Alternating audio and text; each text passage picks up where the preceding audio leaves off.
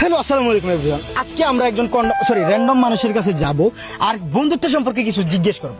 হ্যাঁ ভাই, আপনি আমাদেরকে একটু বলেন যে আপনার মাথায় এই বন্ধুত্ব সম্পর্কে কি ধারণা আছে বলেন। বন্ধুত্ব সম্পর্ক নিয়ে আমি আপনারে কি বলবো। বন্ধুত্ব সম্পর্ক হচ্ছে একটা অপবিত্র সম্পর্ক।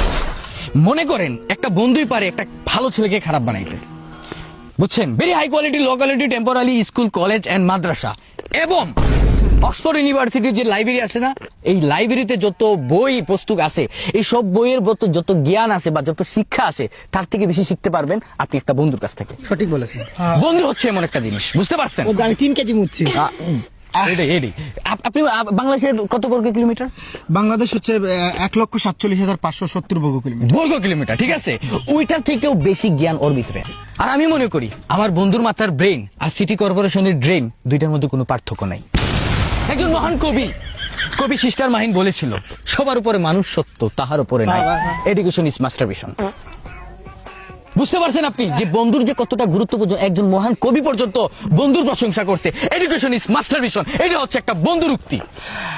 জি, আপনার কথা আমি পুরোপুরি বুঝতে পারছি। লাস্ট একটা কোয়েশ্চেন করব আপনাকে, আপনি আপনার বন্ধুকে কি দিবেন আর কি দিবেন না? বন্ধু তো অমূল্য সম্পদ রে ভাই, ওরে না দেওয়ার মতো কি আছে, বুঝছেন।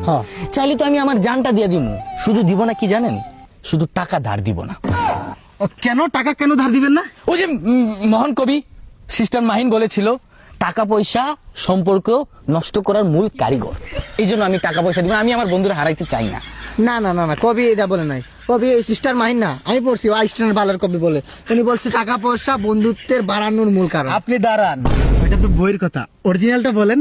অরিজিনালটা আরে ভাই, ওর কাছে এমনি 3 বছর ধরে 35 টাকা পাই, হেডেই দেন, আমি আবার টাকা কই থেকে দিব। খুব সুন্দর একটি বক্তব্য পেশ করেছেন আপনি। আপনাকে শেষ পর্যন্ত একটা কথা বলতে চাই, আপনার মতো একটা বন্ধু 10টা শত্রুর সমান।